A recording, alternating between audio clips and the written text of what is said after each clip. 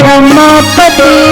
लिख दो मारे रोम रोम में राम राम है रमापति। राम राम है सियापति। राम राम है सियापति।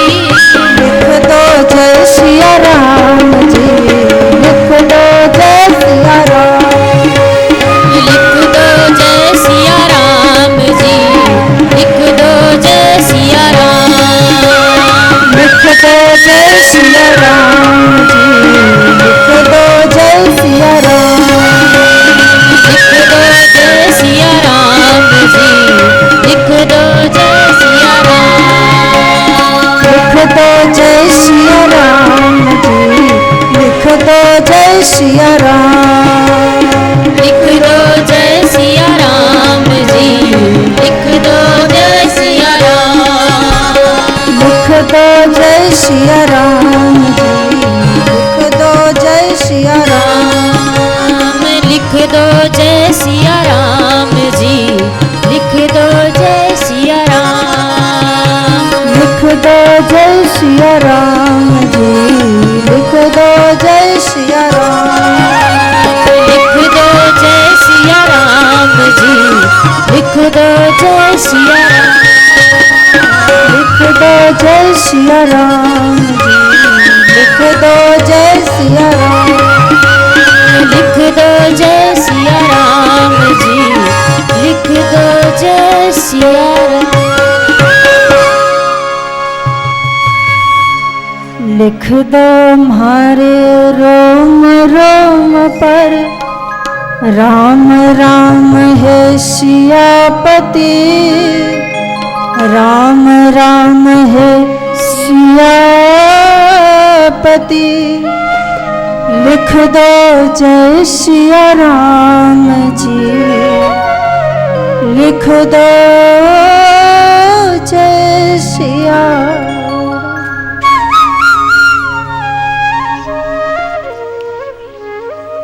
हमारे रोम रोम पर तो हमारी आंखों का विषय राम बन जाए, हमारे कानों का विषय राम बन जाए, हमारे मन का विषय राम बन जाए, हमारी वाणी का विषय राम बन जाए, हमारी चित्त का चिंतन राम बन जाए, हमारी बुद्धि में राम समा जाए, हमारे हाथों में राम की सेवा हो जाए। हमारा विषय जब भगवान बने, हमारा विषय श्री कृष्ण बन जाए,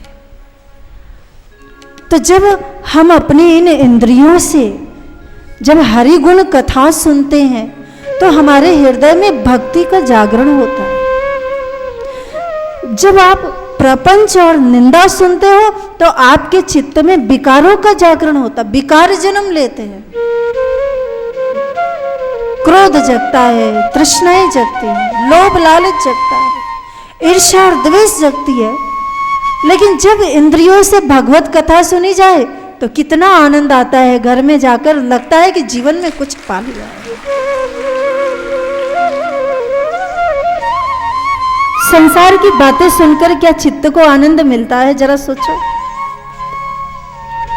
लेकिन यहाँ 3 घंटा भी बैठना ऐसा लगता है कि हमारा जन्म सफल हो गया है, जीवन सफल हो गया।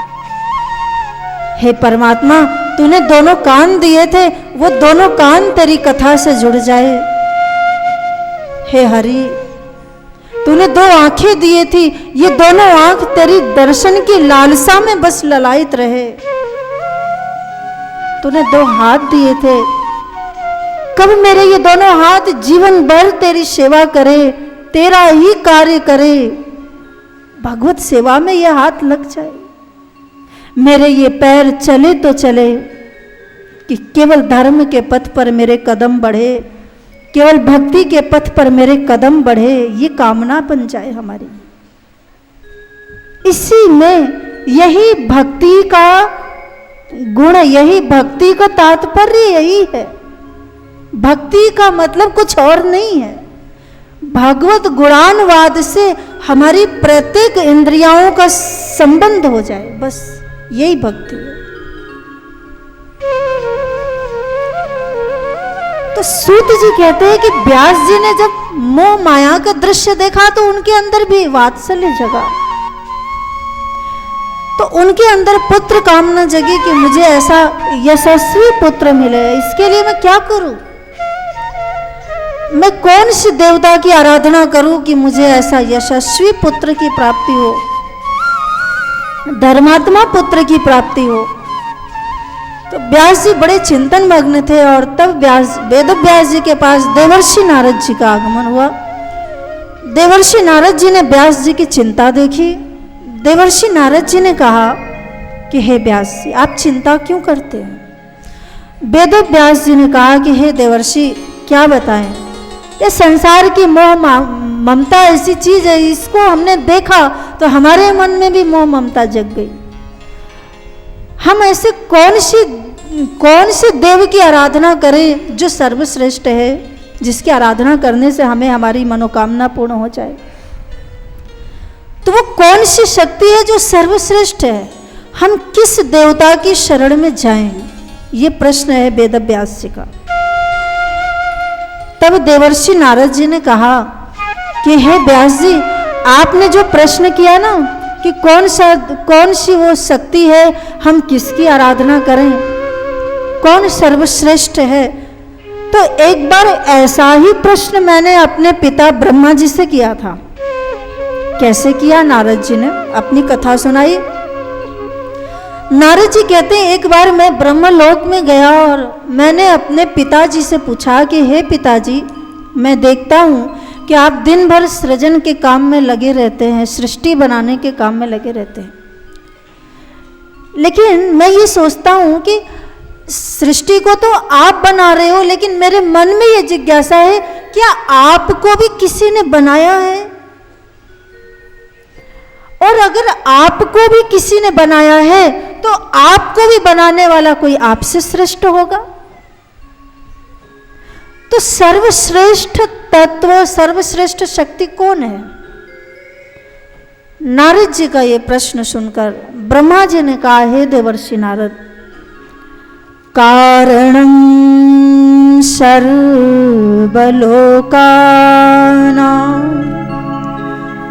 देव देव जगद्गुरु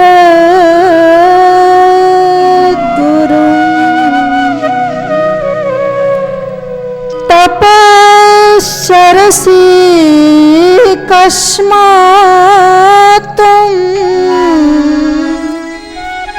किं ध्यायसि जनार्दना।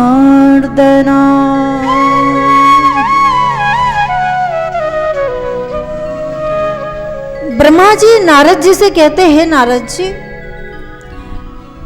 एक बार मैंने भगवान विष्णु को देखा कि भगवान विष्णु जी तपस्या में लगे थे, बहुत घोर समाधि में लीन थे, तपस्या में लीन थे।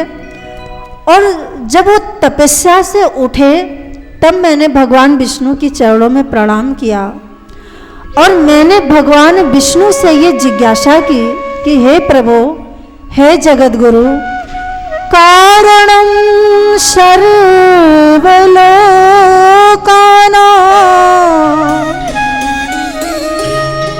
देवदेवं जगद्गुरुं। हे नारायण, हे देवादिदेव, हे जगद्गुरु जनार्दन, हे गोविंद, आप तो सृष्टि के कारण हैं ना। कारणं सर्वलोकानां, आप सब लोक के कारण हैं, सब सृष्टि को आपने बनाया है। तो फिर आपको ये इतनी कठिन तपस्या करने की आवश्यकता क्या है? जब सर्वे सर्वा आप ही भगवान हैं, जब सर्वे सर्वा आप ही ईश्वर हैं, जब सर्वे सर्वा जगत गुरु आप ही हैं, तो आपको तप करने की आवश्यकता कहां से पड़ गई? तपश्चरसि कस्मात् त्वं किं ध्यायसि जनार्दन। तपस्या किम ध्यायसि, ये क्यों ध्यान कर रहे हैं आप, क्यों तपस्या कर रहे हैं आप? तो क्या आपसे भी कोई बड़ा है?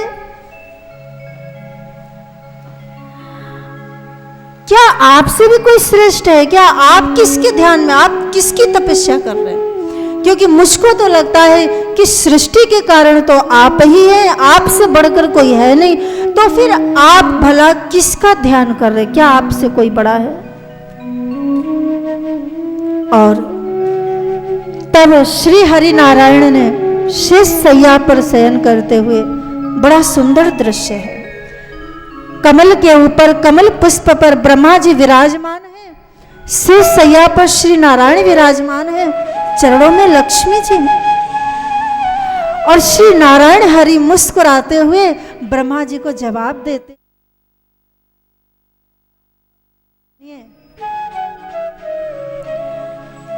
देव देव जगन्नाथ भूत भत्य भवत प्रभो।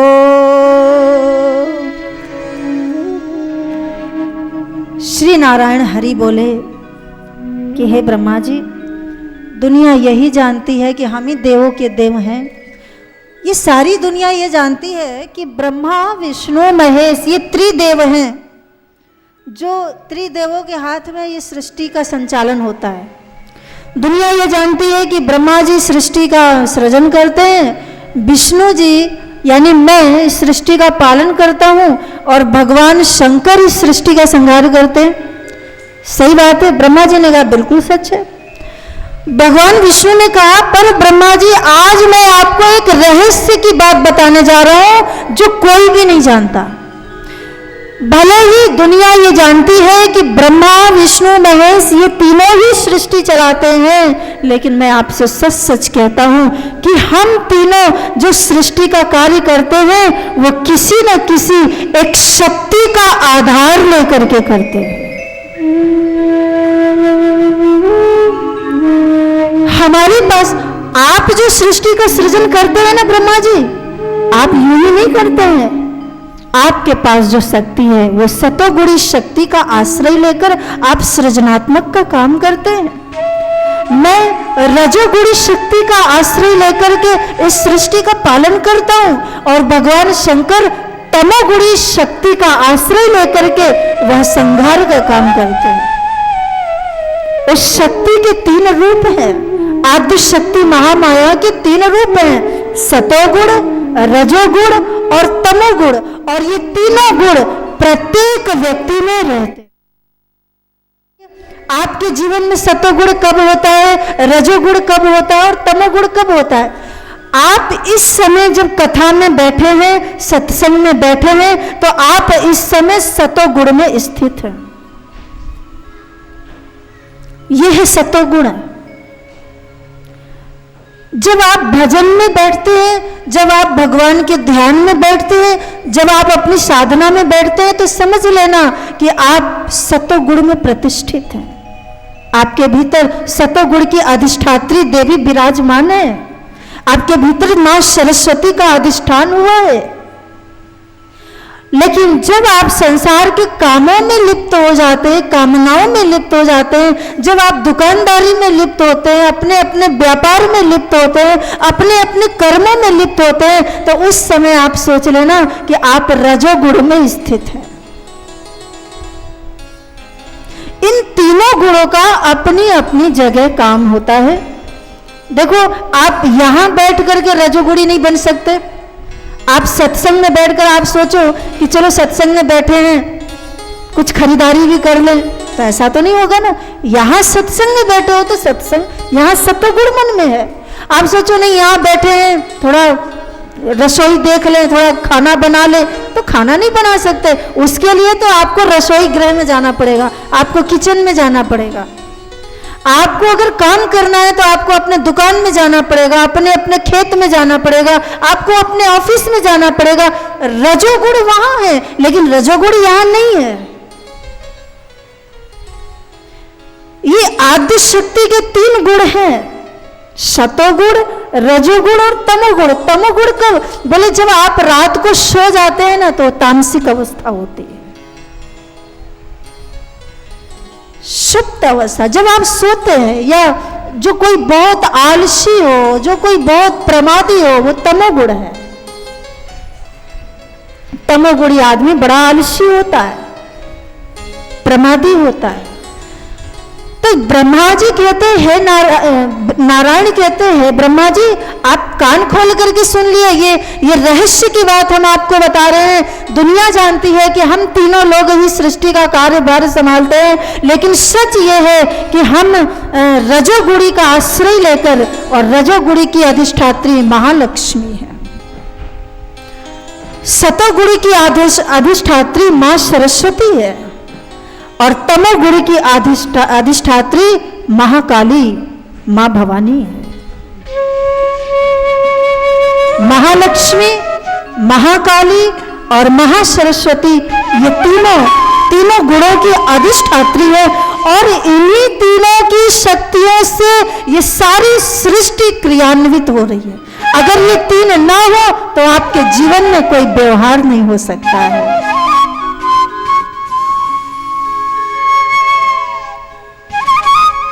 तो नारायण ने कहा कि मैं उस आदि शक्ति के ध्यान में बैठा रहता हूं, मैं उस आदि शक्ति के ध्यान में लगा हूं, मैं उस महामाया के ध्यान में लगा हुआ हूं, सबसे श्रेष्ठ वो शक्ति है।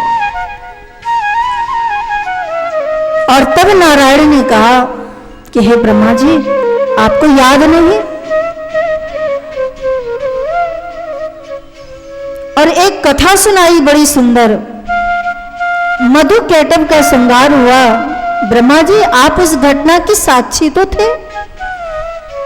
शौनक जी ने जिज्ञासा की कि गुरुदेव ये मधु कैटभ का प्रसंग बीच में कहां से आ गया? तब सूत जी ने कहा कि हे शौनक जी ध्यान दे करके सुनो, भगवान विष्णु ये कथा सुना रहे हैं। भगवान विष्णु ने कहा कि जब सृष्टि जलमग्न थी, जल ही जल सृष्टि में था, जल के सिवाय कुछ भी नहीं था सृष्टि में, तब उस समय जलमग्न सृष्टि में श्री नारायण हरि योग निद्रा के अधीन होकर के शयन कर रहे थे, योग निद्रा के अधीन होकर। इसलिए मां का एक रूप निद्रा देवी भी है, दुर्गा सप्तशती में वर्णन आता है, या देवी सर्वभूतेषु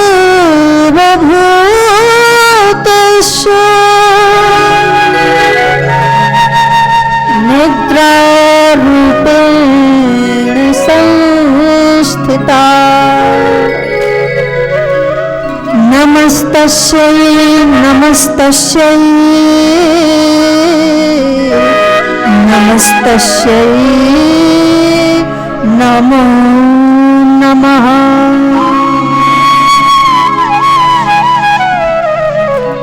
हमारी मां का एक रूप निद्रा का रूप है।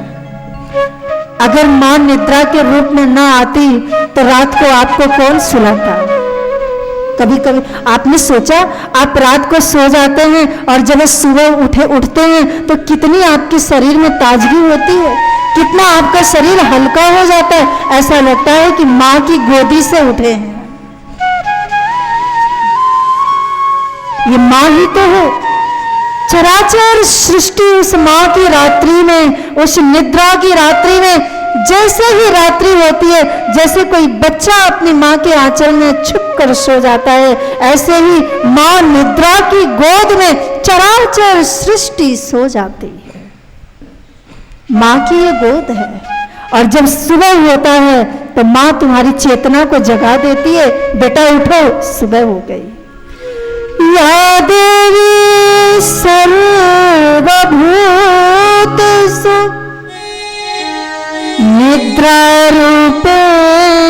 निद्रारूपेण संस्थिता, मां निद्रा है। तो श्री नारायण हरि जी कह रहे हैं कि मैं योग निद्रा के अधीन सोया था। जब प्रलय काल होता है तो प्रलय काल की अवस्था में नारायण योग निद्रा के अधीन हो जाते, सो जाते। और उस समय एक घटना घटी कि भगवान नारायण के कान के मल से दो राक्षस पैदा हो गए, जिसका नाम था मधु और कैटभ। अब ये मधु कैटभ कौन है? बोले मधु और कैटभ जो है ना, वो राग और द्वेष के प्रतीक है, राग और द्वेष। आदमी को राग किससे होता है और द्वेष किससे होता है? बोले राग आपको तब होता है जब आपके मन की इच्छा अनुसार कोई आदमी काम करे तो उससे आपको राग हो जाता है, और जब कोई आदमी आपके मन का उल्टा कर दे तो उससे आपको द्वेष हो जाता है। बस यही है राग और यही है द्वेष। आपके मन के मुताबिक अगर कुछ अच्छा हुआ तो आपको उससे प्रेम हो जाएगा, लेकिन अगर आपके मन के अनुसार अच्छा नहीं हुआ तो आपको उससे नफरत भी हो जाएगी, आपको उससे दुश्मनी भी हो जाएगी। इसलिए लोग बहुत जल्दी मित्र भी बना लेते हैं और बहुत जल्दी लोग शत्रु भी बना लेते हैं। क्यों? राग और द्वेष ये दोनों ही बंधन है, दोनों ही अच्छे नहीं है। लेकिन संत वो होता है जो न राग में फंसता है न जो द्वेष में फंसता है। संत मन के मुताबिक हुआ तो भी उसे कोई संसार से राग नहीं होता, उसे तो भगवान से अनुराग होता है कि मेरे प्रभु की कृपा से सब हो रहा है। मेरे भगवान की कृपा न होती तो ये सब अनुकूलताएं कैसे आती? जा पर कृपा राम के होई। आप लोग तो ये रोते रहते हो कि हमारे मन के अनुकूल नहीं होता, बेटा हमारे मन के अनुकूल नहीं है, ये फला व्यक्ति हमारे मन के अनुकूल नहीं है, बहू हमारे अनुकूल नहीं है, या सास हमारे मन के अनुकूल नहीं है, या हमारा पड़ोसी हमारे अनुसार नहीं है, हमारा मित्र हमारे अनुसार। ये सब तो शिकायतें आप लोगों के जीवन में है। तो जब कोई आपके मन के अनुसार ना हो तो वो आपका शत्रु बन जाता है, और कोई आपके मन की इच्छा अनुसार कोई काम कर दे, भले ही गलत करे, वो आपका प्रेमी बन जाता है। भले ही वो गलत है, लेकिन अगर आपको लगता है कि नहीं मेरे मन के अनुसार तो हुआ, तो वो आपका मित्र हो गया। ये है राग और ये है द्वेष। मधु और केटब राग और द्वेष के प्रतीक है, और इंसान के अंदर यही राग और द्वेष। वो कभी राग में फंस जाता है तो कभी द्वेष में, लेकिन इन दोनों से ऊपर नहीं उठ पाता है। दोनों से ऊपर उठने का मतलब क्या है? ना हम राग में फंसे ना हम द्वेष में फंसे। अगर फंसना है तो भगवान के चरणों के अनुराग में फंसे। न राग अच्छा है न द्वेष अच्छा है तो भगवान के चरणों में अनुराग पैदा करो। राग में मत फंसो, द्वेष में मत फंसो, अनुराग की हरी इच्छा जो इच्छा हो। जैसे रखे राम जी रहना चाहिए, जैसे रखे राम जी रहना चाहिए, जैसे रखे राम जी रहना चाहिए। सभी लोग मेरा दोनों हाथ ताली बजाते हुए जैसे रखे राम जी रहना चाहिए, जैसे रखे राम जी रहना चाहिए, हो जैसे रखे राम जी रहना चाहिए, हो जैसे रखे राम जी रहना चाहिए, जैसे रखे राम जी रहना चाहिए।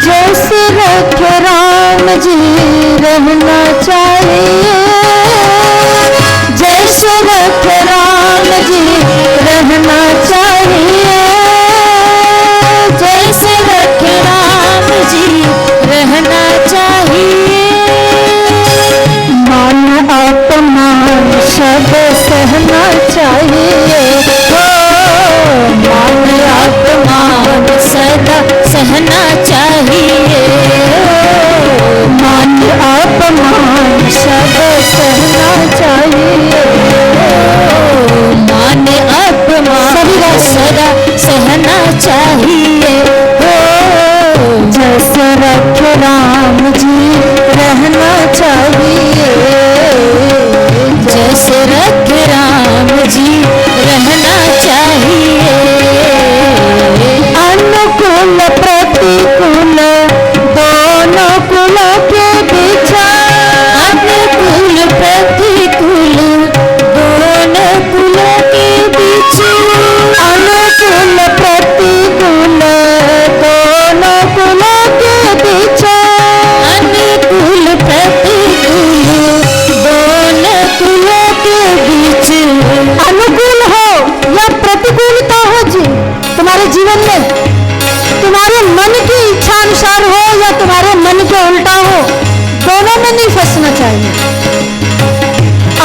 अनुकूल प्रतिकूल दोनों कुलों के बीच, अनुकूल प्रतिकूल दोनों कुलों के बीच, सरिता समान सदा बहना चाहिए, सरिता समान सदा बहना चाहिए, सरिता समान सदा बहना चाहिए, सरिता समान सदा बहना चाहिए। कैसे रहना चाहिए?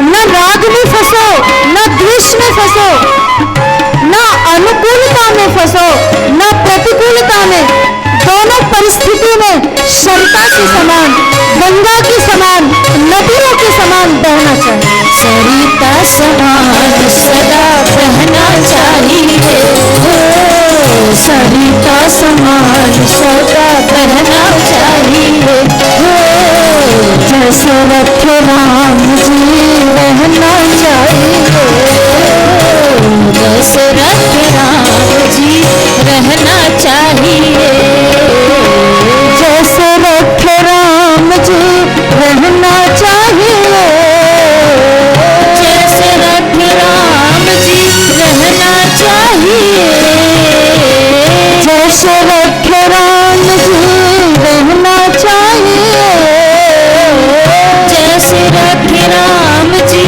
रहना चाहिए, सीताराम सीताराम कहना चाहिए, सीताराम सीताराम कहना चाहिए, सीताराम सीताराम कहना चाहिए, सीताराम सीताराम कहना चाहिए, जैसे रथ राम जी रहना चाहिए, जैसे रथ राम जी रहना चाहिए, सीताराम सीताराम कहना चाहिए, सीताराम सीताराम कहना चाहिए, सीताराम सीताराम कहना चाहिए, सीताराम सीताराम कहना चाहिए, सीताराम सीताराम कहना चाहिए, सीताराम सीताराम कहना चाहिए, मान अपमान सब सहना चाहिए, मान अपमान सदा सहना चाहिए, मान अपमान सब सहना चाहिए, मान अपमान सदा सहना चाहिए, जैसे रथ राम जी रहना चाहिए, जैसे रथ राम जी रहना चाहिए, सीताराम सीताराम कहना चाहिए, सीताराम सीताराम कहना चाहिए, राजा राम कहना चाहिए, राजा राम कहना चाहिए, राजा राम कहना चाहिए, राजा राम कहना चाहिए, सीताराम सीताराम कहना चाहिए, सीताराम सीताराम कहना चाहिए,